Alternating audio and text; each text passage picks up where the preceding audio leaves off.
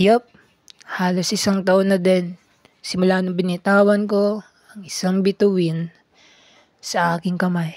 Siguro yung iba ay nagtataka, saan ba nagumpisa ang kwentong to at bakit tayo napunta sa puntong ito? Halina't balikan ulit natin ang nakaraan. Konting flashbacks muna.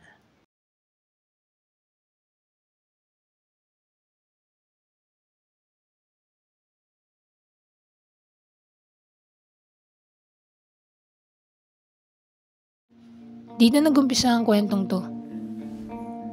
Sa Vlogmas Season 4, Episode 3. Lila. Simula nung binitawan ko tong bituin na to, hindi ko na masabi ang mga katotohanan sa mga tao.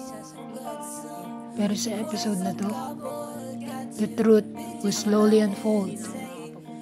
Lahat ng katotohanan ay sasabihin na para lahat kayo malinawan kung bakit ba binitawan ang bituin na once yung nasa kamay ko na. At kakakibat nun ng dalawang katanungan. How can I love someone and how can I move on when I'm still in love with you?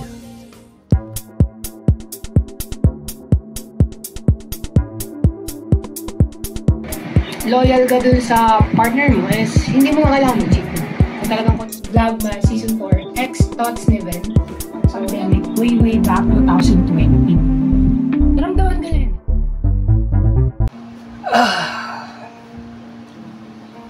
Yeah, I don't know how to start this freaking stories, pero yeah, what is up sa inyo mga katropa? It's me, your boy, you know what the fuck it is. Heaven, back it up again with another Thoughts Neven episode. So for today's Thoughts Neven episode 8, there is one thing that I know to myself.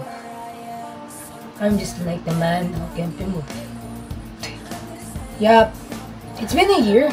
Yeah, it's been 1 year since the day that I lost that between. Isang taon na din. And I just realized for the past few months, moments, time, na sumusubok akong magmahal. Or, alam yun, sumusubok akong ibalik yung dati kong status about love na parang all goods lahat. I just realized at the end na there's 2 questions still bothering me. Na parang, I just realized something na parang hindi pa ako nakaka-get over with it. Kumbaga parang it's still fresh. Kasi bigla ako naramdaman lang talaga na, man, how do I love someone? How can I move on when I'm still in love with her? With sino ba? With Lila. Wala namang iba pa. Like, dude, she was the first girl who made me feel the love unconditionally. And she was the first person na nag-give sa akin ng value. Halaga. Like, dude, sasabihin nyo, swerte mo na pala yung kaya love. Bakit? Ano nangyari? Sino ba nagkamali? Ito ganyan. Ako.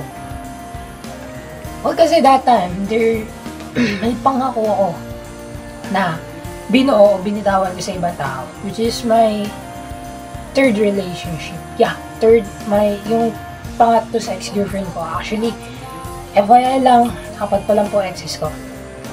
Baka sabihin nyo, ang dami na eh. 4 lang po. Kasi iba, 10, di ba? 4 lang. But, yun nga, yung pangatlo sa ex-girlfriend ko, may pangako sa kanya. Nung nalaman ko na she wanted to be a chef, sabi ko, there's one thing that I can promise to you that I will do it. We both gonna be a chef. Malang araw, magiging chef ako. Gagawin ko yun. Tayo pa man o hindi na. Yun yung sinabi ko sa kanya, yun yung pangako ko. So I just did it. Kaya ako nag-TVLHE. Well, home economics was under the cooking or being a chef strand sa senior high school. Kaya ako tinake talaga yun. Kaya ako tinake yun, it's not just about madali, which is no stress, pero butas bulsa. Tinake yun because of that promises. Parang hindi talaga ako kagaya ng iba na puro pangako, puro salita, pero wala namang ginagawa. Like, mga pangako lahat napapako na. Ganun. Hindi ako kagaya ng iba eh. Lahat tinutupad ko, matatagalan man, at least tutupadin ko yung mga pangako mo. Nagkamali ako nun eh, kasi pinili ko yung ibang tao. Kasi hindi ko talaga magawang bitawan yung pangako na binitawan ko sa kanya. Or yung pangako na binuo ko sa kanya. Bumalik ako. Bumalik kasi siya eh. Bumalik ako, so I thought. So, kala ko may chance na we're gonna get back together in track. Parang sabing comeback to or what. Pero, it hurts me when I heard the truth na she tried to love me again but she can't do it. Sabi ko, bakit? Sabi niya, I still love my past relationship. Doon ko na unang narinig yung salita na how can I move on and how can I love someone again if I'm still in love with someone in my past. Doon ko narinig yung salitang yun. So after the last person that I like, after that I just realized something to myself na Danny and I in the same place that time. That time, siya pa lang yung nasa place ko. But now, ako na yung nasa place niya. Na how do I gonna love someone and how can I move on when I'm still in love with Lila? I just realized that kasi I cannot give the unconditional love that I give to Lila to the others. Napansin ko din yun ha. Kasi ako, for the past few months na may ka-talking stage ako, may ka-MUs or may mga nagugustuhan akong tao, like, I'm loving them not unconditionally. Kumbaga, nag-expect ako in exchange. Nag-expect ako ng kapalit. Ayun yung napansin ko na parang naging demanding na ako about love. Tapos, bigla ko lang na-realize yung bagay na yun na kaya ako pala hindi maibigay yung unconditional love. Kasi, I'm still in love with that person in my past. Which is Lila. And I cannot get fucking over with it. Kumbaga parang hindi pa rin talaga move on sa mga nangyari. And I know it's my fault. Aminado naman ako doon sa pagkakamali ko. At hindi ko tatakbuhan yun. Like, pagsisisihan ko yun. Siyempre. And then, siyempre, after the regrets, there's realizations na bakit ko ginawa yun. Siguro dapat hindi ko ginawa yun. If ever nag-exist yung different timelines talaga. And if ever na pwede akong bumalik or pumunta sa different timelines, gusto kong tignan kung Lila and I were gonna both end up being together or hindi. Or kung sino man yung magiging kasama or partner in crime ko in my whole life.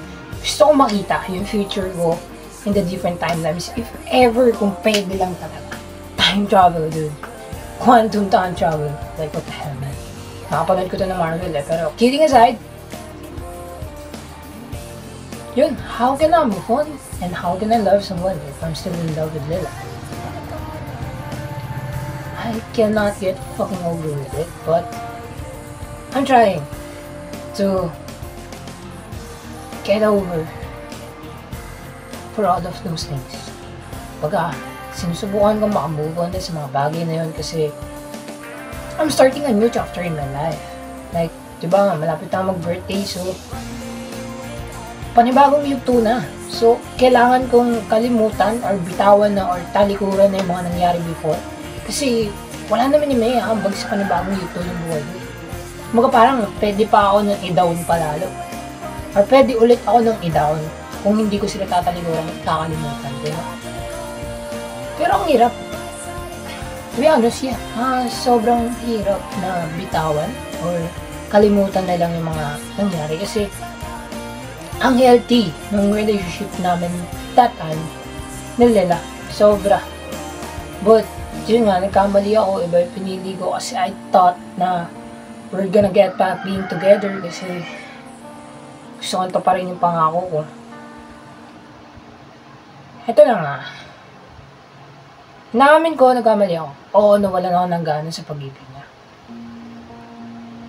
Hindi sa sobrang nawalan. Baga parang nagmadali ako that time.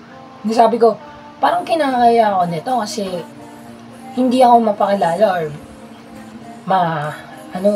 mapakilala or mapakausap sa parents niya.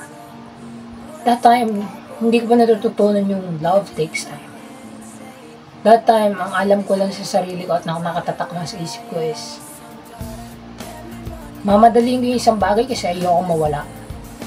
Yun yung nasa isip ko that time. Then after nung nawala si Lila, nawala si Danny, naging mag-isa na ulit ako. Na parang wala na talaga akong kausap na ibang tao. I realized that love takes time talaga.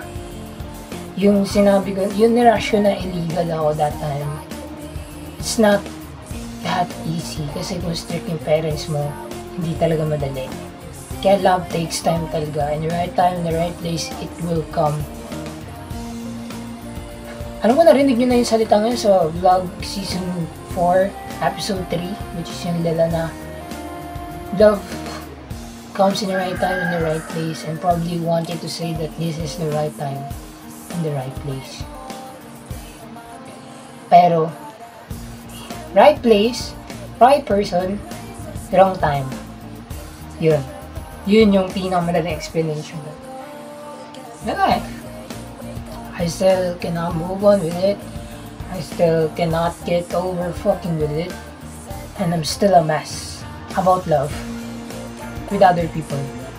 Like, there's a lot of girls I've been liking now, pero hindi ko talaga sila kinakausap even though I have a chances to specific girl. One specific girl. May chance ako doon sa isa, pero hindi ko nakakausap. Hindi ko na-entertain. I don't know why, kasi hindi ko rin alam eh. Like, nagdadalawang isip ako palagi pag ganun. Pag ganun yung situation, nagdadalawang isip ako na, tutuloy ko ba to? Kasi baka it will all end up in the same way again. Parang, the history gonna repeat itself again. Ganun. Yun yung sinabi ko, pinag-iisipan ko. Tutuloy ko ba to? Or baka yung history, re-repeats na naman yung self niya. Baga yung nakaraan, mangyayari ulit. Kaya minsan hindi ko na tinutuloy, even though na masasayang yung chance. I don't give a damn care about the chances. I just give a damn care about myself. Yun lang. Kaya hindi ko tinutuloy, even though I have the chances. Kasi, love takes time, dude. Pero sa ngayon, hindi pa talaga ako nakakamove nila. And I want to take my time to heal up kay Lila. To move on. At parang kalimutan na yung nakaraan ng Lila kasi kahit saan ako magpunta, Lila yung nababanggit ko, what the fuck. Like sa CBC, sa SMB, sa PTRP main clubhouse, man, puro Lila nababanggit ko, man. Hindi lang ako yung nakakabanggit ng Lila, kundi yung mga tropa ko. Sinasabi nila, Len, Sparks, maasa ko pa rin ba nababalik sa Lila, ganun eh. Like, wala ka pa rin na ngayon eh. Wala ka pang girlfriend, wala ka pang relationship or what. Sabi ko, bakit? Pero, love takes time naman, kaya hayaan natin. Like, I'm better when I'm alone kasi malaya ako magagawa yung mga gusto ko. Like, malaya ako ma-explore yung mga bagay na hindi ko pa kayang gawin. Kaya I'm better when I'm alone. Dude. Pero, nakakamiss din yung may kasama ka. But, wala eh. Hindi pa ako na-move on. I'm the man who can't be moved, I guess. And people talk about a guy who's waiting on a girl. There are no holes in his shoes, but a big hole in his heart.